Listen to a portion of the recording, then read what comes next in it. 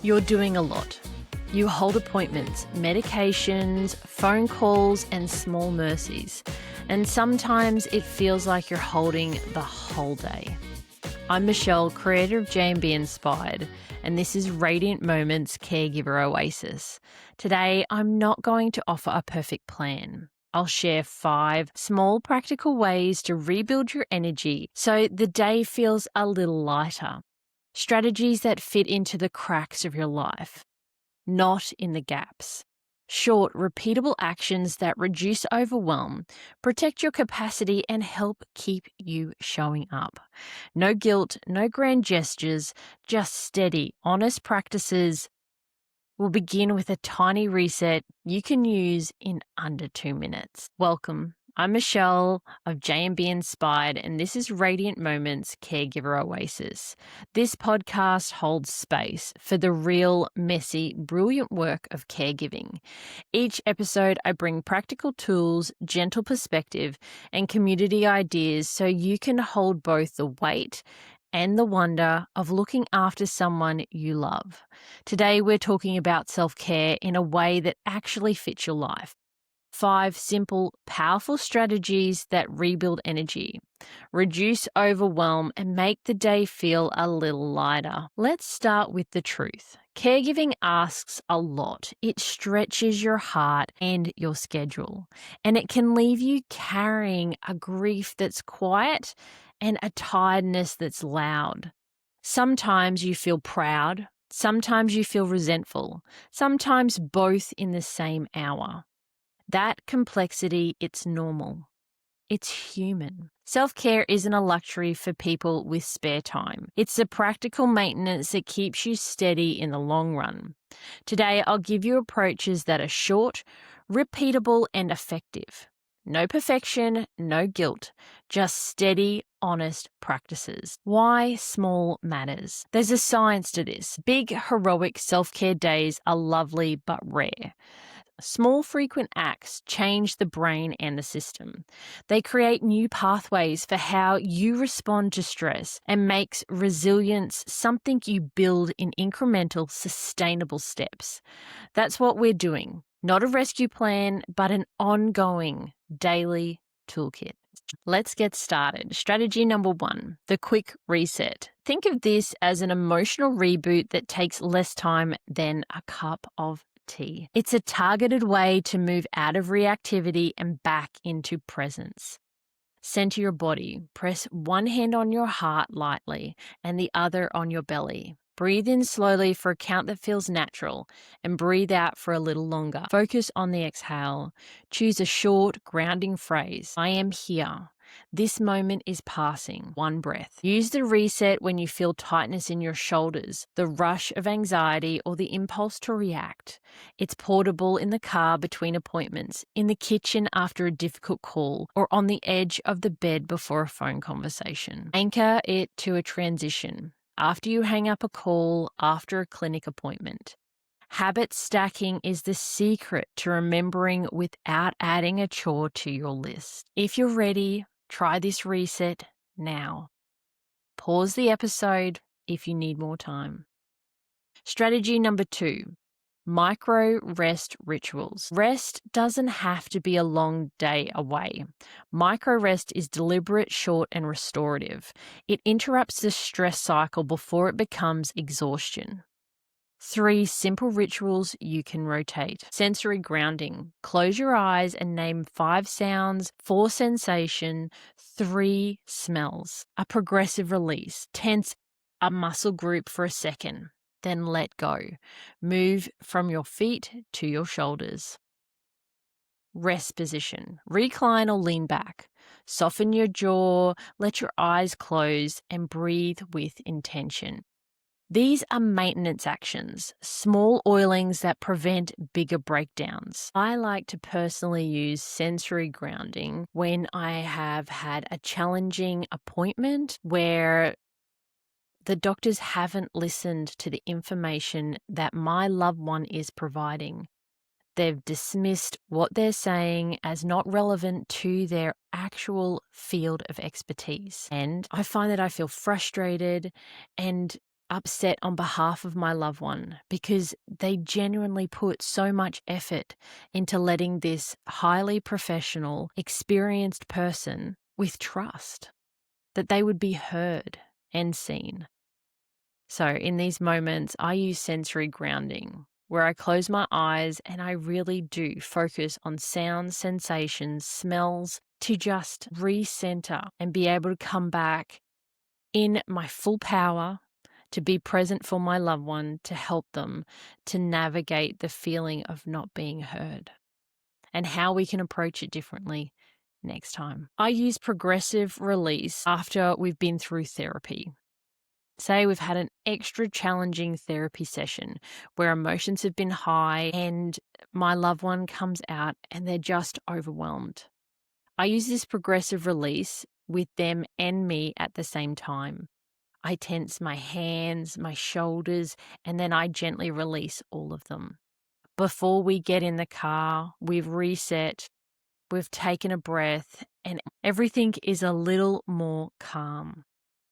The sensory overwhelm has settled and we're able to progress to getting in the car and getting to school. I use a reset position after we've had big emotions, after we've been to an appointment or school has been overwhelming and my loved ones have gone inside. I just take a second to lie my chair back in the car and I take really intentional breaths and work on releasing every single emotion. The overwhelm from school, from holding everything together, can be overwhelming when they come in the car and they're in their safe space and they let it all out.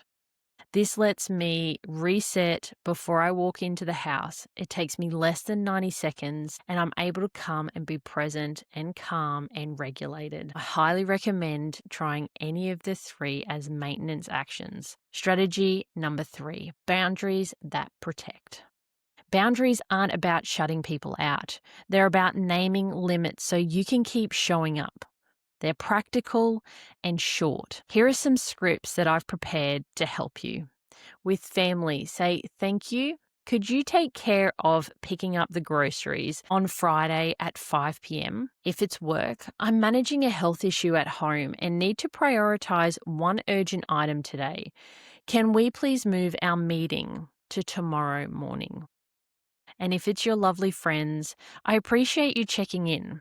I'm limited today, but will update you on Wednesday at 12 p.m. when I'm free. Specific asks removes the guesswork for yourself and the person you're asking for support.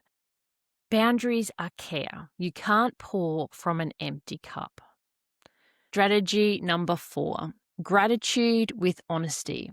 Gratitude practices can feel tone deaf if they ignore the hard parts. For caregivers, gratitude needs to be honest. It must hold both the sorrow and the small sparks. Try this 2-line evening practice. Line number 1, name a difficult feeling you held today. Line 2, name one small thing that was light in the day despite that feeling. If writing feels heavy, record 1 line on your phone or leave a short voice memo. 1 sentence is enough. Today, I was struggling with feeling completely overwhelmed. But then a community member surprised me by purchasing my hot chocolate. That small gift showed me that there was light even in the dark. That was an example of a gratitude moment that acknowledged the hard and the light. Strategy 5, shared care and small delegations. Care work multiplies when we share it. Asking for help is a practical skill we can teach ourselves. Start with a tiny map. List 3 tasks that cost you time or energy each week. For each task, name 1 person who could help. Make a 1-line ask.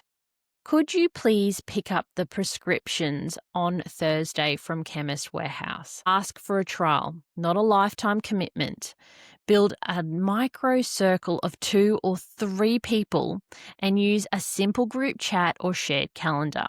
If you don't have family nearby, look to community groups, volunteers, neighbours, or paid help for 1 task. How to weave these strategies into a week.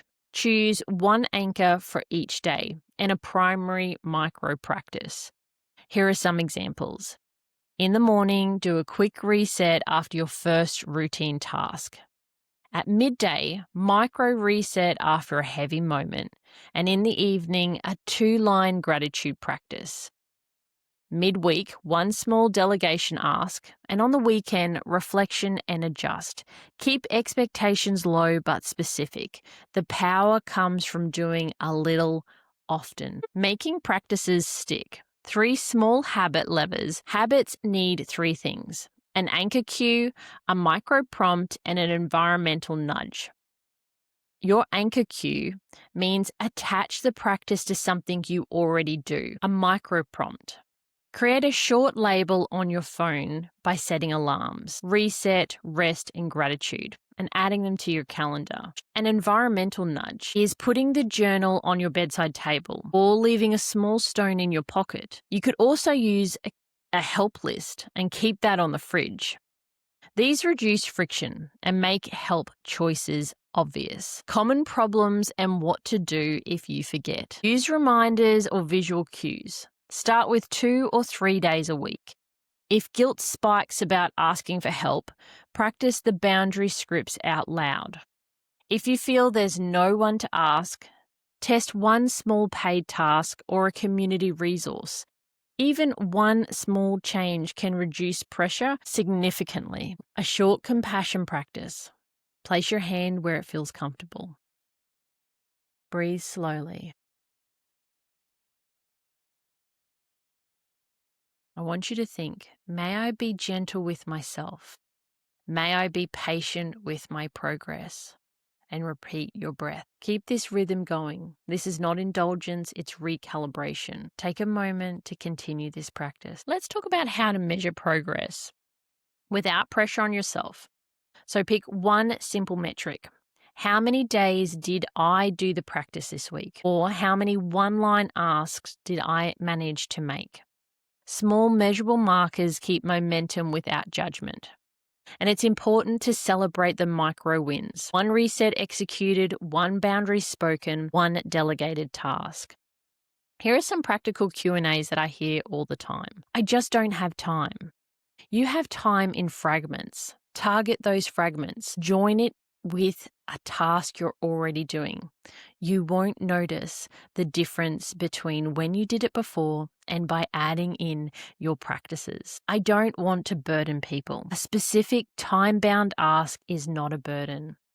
And those that you love and want to be in your life, find joy in moments of supporting others. It's important to allow help and support so those joyful moments can be shared together. It didn't help. It's important to keep going. Small practices compound, and sometimes the impact shows after repetition. I'd like you to take a moment and do a short experiment for me this week. Pick one practice and commit to it for 7 days. Choose one person and ask for one small item of help. Observe what's different at the end of the week. Keep it simple and tell someone. Accountability really helps. Resources and how to find them. There's a printable self-care checklist and the Gratitude Journal of Light in the show notes. They map a gentle week and include prompts and guided resets you can use in the moment. Caregiving is a marathon and not a sprint. The goal isn't to be superhuman. It's to be sustainable. Small practices done consistently are the most radical act of care you can give to yourself and your loved one. Start with something tiny today. If you try this 7-day experiment, I'd love for you to tell us how it went. There's a community link in the notes. Until next time, take gentle care of yourself. I'm Michelle, and this is Radiant Moments, where every story matters and every moment glows.